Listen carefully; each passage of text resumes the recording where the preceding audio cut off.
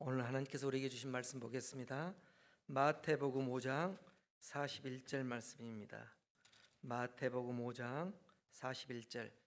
여러분들이 가지고 계시는 신약성경 7쪽 7페이지 되겠습니다. 마태복음 5장 41절 말씀. 마태복음 5장 41절 말씀 한 절 말씀이기 때문에 우리가 다 같이 한 목소리로 주님의 말씀을 낭독하도록 하겠습니다. 또 누구든지 너로 억지로 오리를 가게 하거든 그 사람과 심리를 동행하고. 아멘. 오늘 말씀은 예수님이 산에 오르셔서 하신 산상수훈 중에 한 말씀입니다.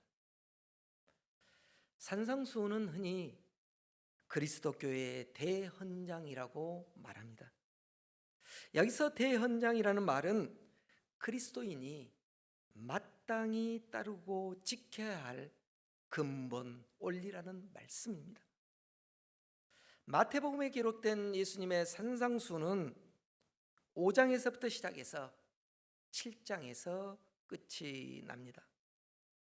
저는 오늘 예수님이 하신 산상수훈 중 5장 41절 이 말씀을 중심으로 복음의 본질이 무엇인가 여러분과 함께 나누고자 합니다. 우리가 복음의 본질을 말하기 전에 먼저 복음이 무엇인가를 정확히 성경이 어떻게 말하고 있는가를 깨우쳐야 합니다. 여러분, 성경을 보면 복음에 관하여 가장 명료하게 정의한 분이 사도 바울입니다. 그래서 우리가 먼저 로마서 1장 2절에서 4절까지 말씀을 함께 보도록 하겠습니다. 로마서 1장 2절에서 4절 말씀, 제가 한번 2절에서 4절 말씀을 한번 봉독에 올리도록 하겠습니다.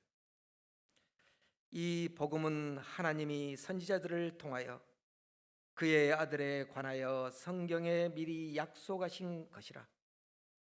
그의 아들에 관하여 말하면 육신으로는 다윗의 혈통에서 나셨고 성결의 영으로는 죽은 자들 가운데서 부활하사 능력으로 하나님의 아들로 선포되셨으니 곧 우리 주 예수 그리스도시니라. 이 2절의 첫 시작이 이 복음은 이렇게 시작하고 있습니다. 그리고 4절의 마지막을 보면 이 복음은 곧 우리 주 예수 그리스도다라고 끝마치고 있습니다. 그렇다고 한다면 복음은 우리 주 예수 그리스도이시다라는 것입니다. 이게 바로 복음에 관한 일반적인 정의입니다. 그러면서 이제 사도 바울은 3절과 4절에 이 예수 그리스도가 어떤 분인가라고 설명해 주고 있습니다. 선지자들을 통해서 구약에서 약속하셨고 그 약속대로 다윗의 혈통으로 오셨습니다. 그리고 십자가에서 죽으시고 부활하셔서 온 세상에 하나님의 아들이심을 선포하셨다. 바로 그분이 복음이시고 그분이 예수 그리스도이다라고 복음에 대해서 정의하고 있습니다. 그래서 아마 세례교인 중에서 복음이 무엇이냐라고 물어본다면 대부분 이렇게 대답할 것입니다. 예수 그리스도이십니다.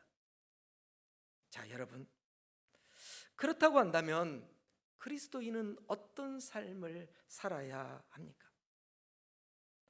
산상수훈은 복음을 영접한 그리스도인이 어떻게 살아가야 하는가를 말씀하고 있습니다. 산상수훈은 복음 중에 복음이라고 합니다. 다시 말해서 산상수훈에는 복음의 본질이 있다라고 말합니다. 그래서 저는 오늘 복음의 본질을 이 41절 말씀을 중심으로 전하고자 합니다. 오늘 본문인 이 41절 말씀을 우리가 다시 한번 함께 봉독해 보도록 하겠습니다. 또 누구든지 너로 억지로 오리를 가게 하거든 그 사람과 심리를 동행하고. 여기에서 억지로 가게 하거든 이 말씀에 밑줄을 한번 그어보시기 바랍니다. 우리는 이 말씀에 주목해야 합니다. 억지로 못마게 하다, 이 말씀을 헬라어 성경을 보면, 우리 신약 성경이 헬라어로 기록되어 있지 않습니까? 헬라어 성경을 보면 앙가르호라는 단어를 쓰고 있습니다. 제가 이 헬라어를 한 이유는 어떤 제 지식을 자랑하려고 하는 것이 아니라 보다 정확하게 하나님의 뜻을 알아보기 위해서 이 헬라어 표현을 드러낸 것입니다. 이 앙가루오라는 이 단어를 쓰고 있는데, 이 단어는 원래 페르시아어에서 유래되었다라고 합니다. 다시 말해서 이 말의 뜻은 왕의 명령을 수행하거나 어떤 왕의 조서를 전달할 때 사람들을 강제로 징발해서 짐을 지게 하거나 서신을 전달하게 하는 것을 의미합니다. 예수님 당시에 이스라엘은 로마의 식민지였습니다. 로마의 군인들은 필요하다고 생각하면 유대인들을 강제로 징집해서 원하는 일을 시킬 수 있었습니다. 그래서 유대인들은 이 앙가르요라는 단어를 가장 수치스럽게 여겼습니다. 억지로 뭔 일을 한다는 것은 수치스러운 것이었습니다.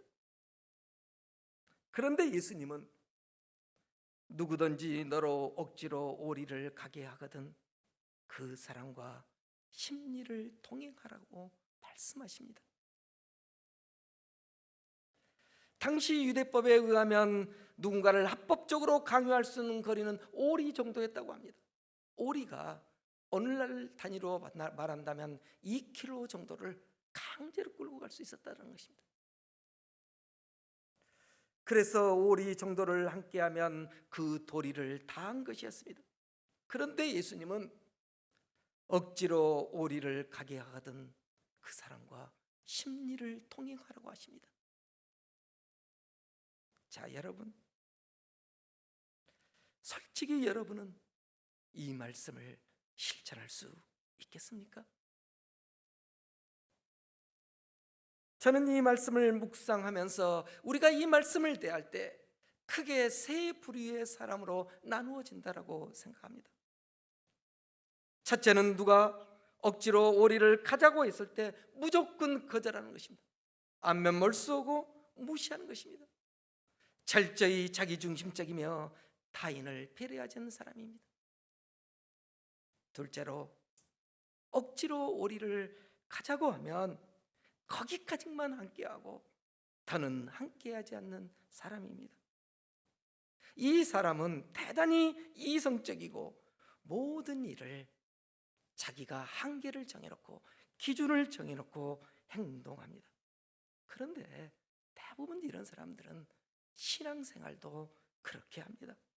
그 기준을 정하고, 목사님, 저는 여기까지입니다.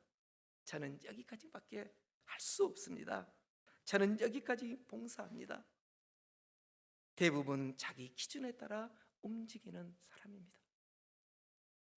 그런데 이 세 번째는 억지로 오리를 왔지만 더 가자고 했을 때 심리까지 함께하는 사람입니다. 복음이 원하는 사람이 바로 이런 사람이라는 것입니다. 이 사람은 내 기준보다, 내 형편보다 남의 기준에 나를 맞추는 사람입니다.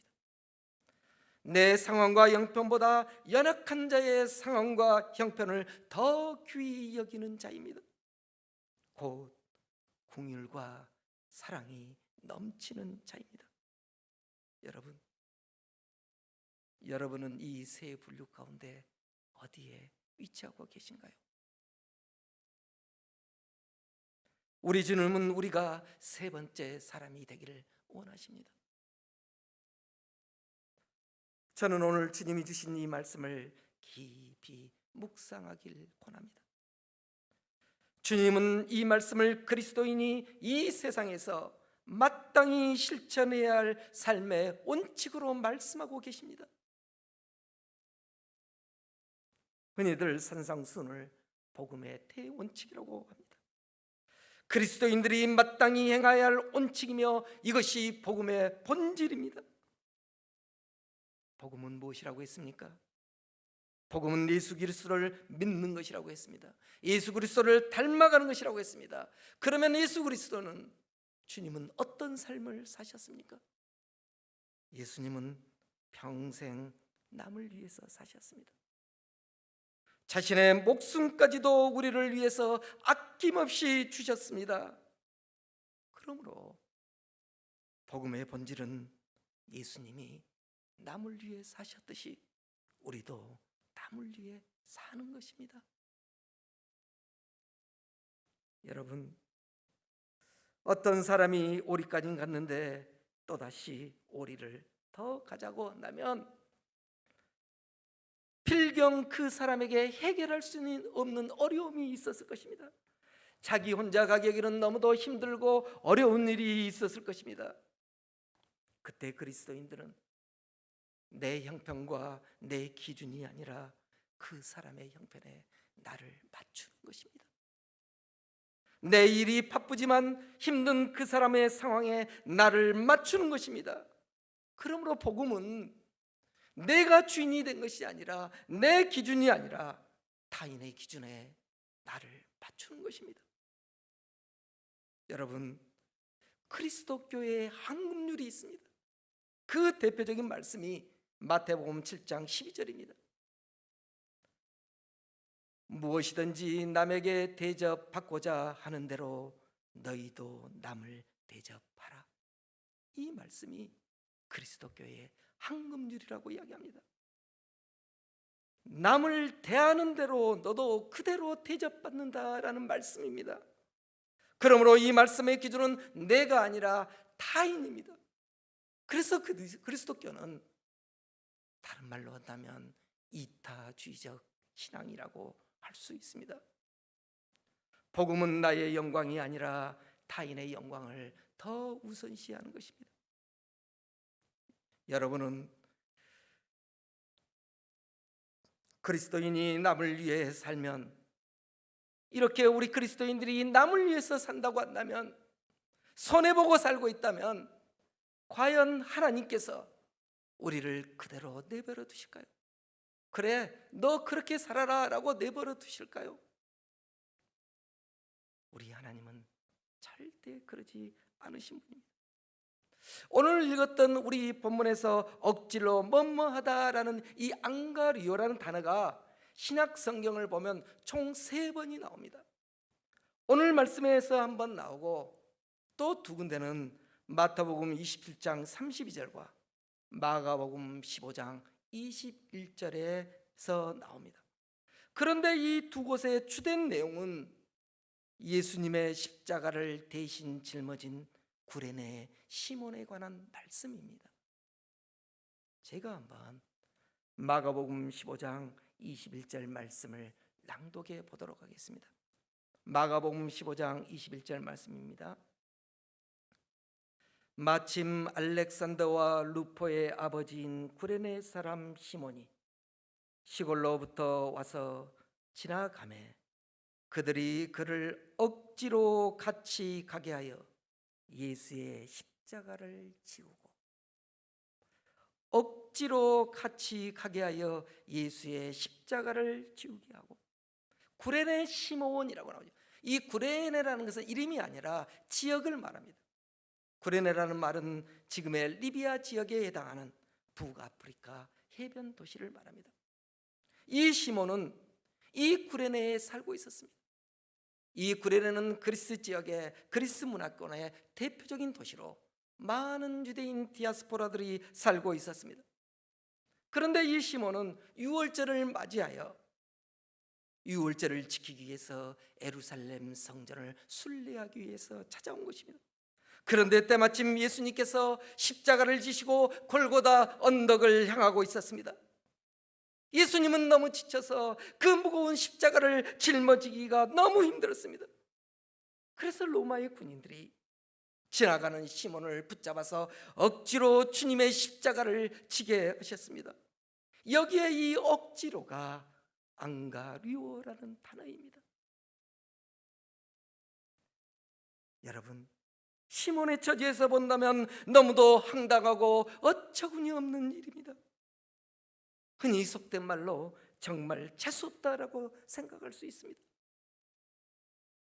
당시 십자가는 저주이며 죽음이었습니다. 그래서 죽음의 십자가를 짊어지는 것은 재수없는 일입니다. 기분 나쁜 일입니다. 그러나 시몬은 로마의 군인들에 의하여 억지로 주님의 십자가를 졌습니다. 그런데 억지로 진 십자가 때문에 구레네 시몬의 집에 놀라운 하나님의 은혜와 복이 임했습니다. 여러분, 이 마가복음은 구레네 시몬을 소개하면서 알렉산더와 루포의 아버지라고 기술하고 단서를 붙이고 있습니다. 왜 마가가 이 마가복음을 읽는 공동체에 이게 편지를 하면서 알렉산더와 루포다라고 기록했습니까? 그것은 초대교회에 알렉산더와 루포가 잘 알려진 인물이라는 것입니다. 다시 말해서 마가는 독자들에게 예수님의 십자가를 억지로 지고 통행한 사람이 다름 아닌 알렉산더와 루포의 아버지야 라고 말하고 있는 것입니다. 교회 전승에 의하면 알렉산더와 루포는 초대교회의 존경받는 교회의 감독이었습니다.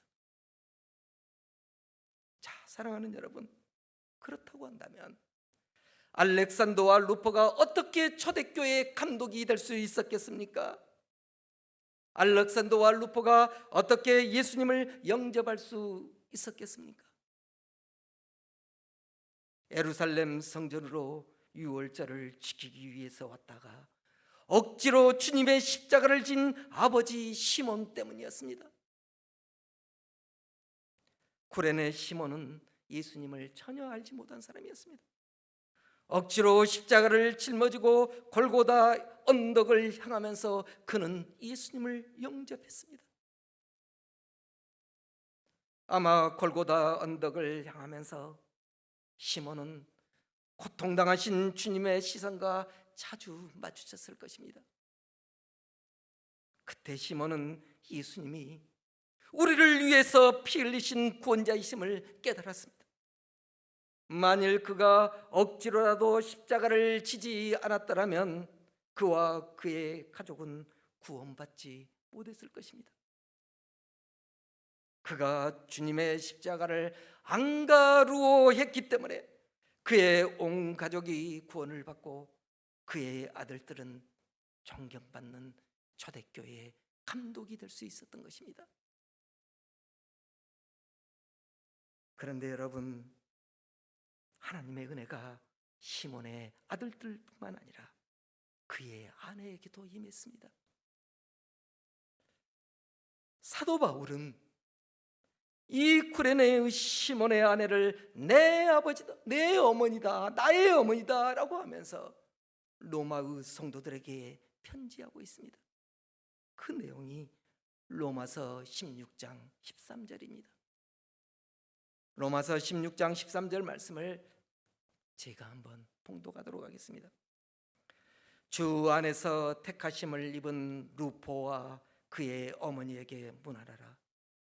그의 어머니는 곧 내 어머니니라.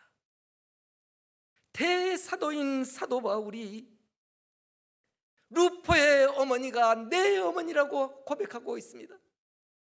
여러분, 놀랍지 않습니까? 시몬의 가족 전체가 하나님의 구원의 은총이 되고 있습니다. 루포의 어머니가 어떻게 위대한 사도 바울의 어머니가 될 수 있었겠습니까? 남편 시몬이 억지로 주님의 십자가를 지고 골고다 언덕을 향해서 통행했기 때문이었습니다. 주님은 우리에게 안가루하는 그리스도인이 되길 원하십니다. 나에게 이익이 되는가 계산해서 행동하는 것이 아니라 억지로라도 남을 위해서 나를 희생하는 그리스도인이 되길 원하십니다. 지금은 힘들고 가기 싫더라도 인내하며 억지로라도 동행하는 그리스도인이 됩시다.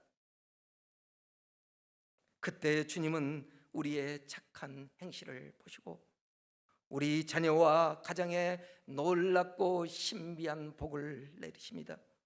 이것이 바로 복음의 본질이며 복음의 비밀입니다. 우리가 보고 있는 오늘 마태복음 5장을 한 장 넘기면 6장에 가면 유대인들의 종교적 의무인 구제에 관한 말씀이 나옵니다. 유대인들은 구제를 종교적 의무로 여기고 그냥 자신의 소득의 일정한 부분을 바치면 된다라고 생각했습니다.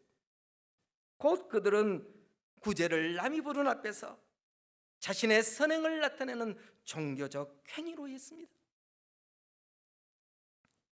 그런데 주님은 그런 유대인들의 구제를 향해서 자기 상을 이미 받았다라고 책망하셨습니다.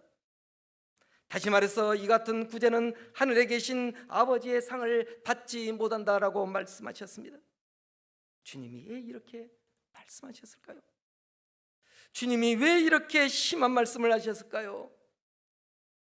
복음이 말한 구제는 내 남은 돈을 동정하듯이 남에게 주는 것이 아닙니다. 구제는 내가 쓰고 남은 돈을 주는 것이 아닙니다. 주님이 원하시는 구제는 타인의 필요에 나를 맞추는 것입니다. 지금 내가 써야 할 것이 있을지라도 어려운 타인의 요구에 응답하는 것입니다. 우리 주님은 한 번도 자기의 쓸 것을 계산하고 남을 돕지 않았습니다. 내 형편과 상황을 계산하고 남은 것을 구제하는 것은 복음이 말한 구제가 아닙니다. 주님은 그런 구제는 이방인도 할 수 있다라고 말씀하십니다. 예수님이 말씀하신 진짜 구제는 나 중심이 아니라 어려워한 상대방의 형편에 응답하고 그에 맞추는 것을 구제라고 말합니다. 사랑하는 여러분, 복음이 무엇이라고 정의했습니까? 예수님이 남을 위해 사셨듯이 우리도 남을 위해 사는 것입니다. 내가 억지로라도 남을 위해 살 때 하나님은 구레네 시몬의 가정에 내린 복을 저와 여러분의 가정에도 통일하게 내리실 것입니다. 그런데 아쉽게도 예수님의 제자들은 3년 동안 예수님과 동고동락했지만 복음의 본질을 깨닫지 못했습니다. 그들은 복음을 자신의 유익으로 생각했습니다. 그래서 예루살렘 입성을 앞두고 서로 높은 자리를 앉기 위해서 서로 다투었습니다. 심지어 야고보와 요한의 어머니는 예수님께 찾아와서 두 아들의 인사청탁까지 했습니다. 예수님, 하나들은 예수님의 오른편에, 하나들은 예수님의 좌편에 앉게 해주십시오. 다시 말해서 그들은 복음의 본질을 전혀 깨닫지 못했습니다. 예수님이 십자가 위에서 숨을 거두시자 제자들은 다 도망쳤습니다. 예수님의 수제자였던 베드로는 갈릴리 호수로 돌아갔습니다. 허브로 돌아가 버렸습니다. 그러나 부활하신 주님은 그곳까지 찾아가셔서 베드로를 다시 달래기 시작합니다. 베드로야, 나를 사랑하느냐?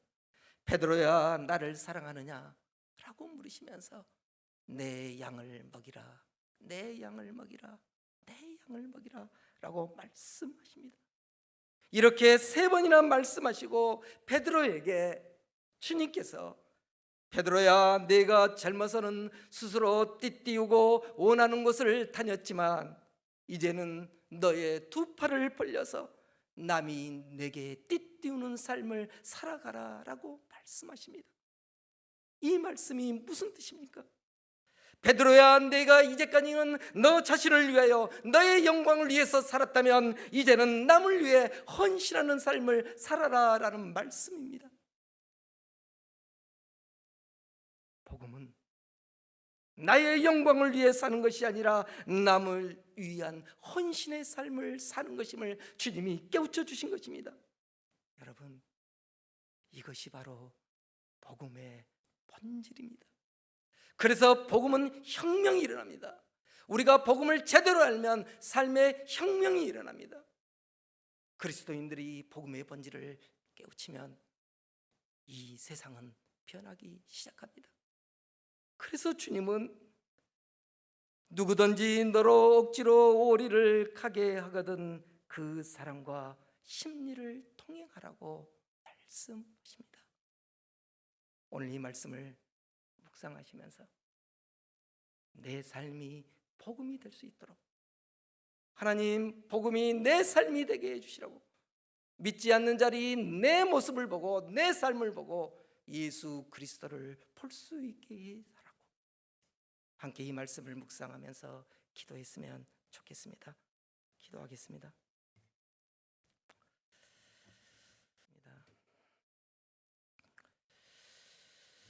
아버지, 주님, 주님,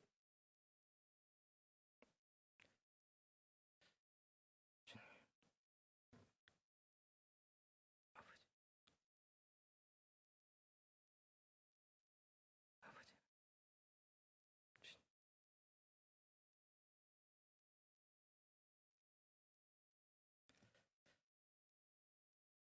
거룩하신 하나님 아버지,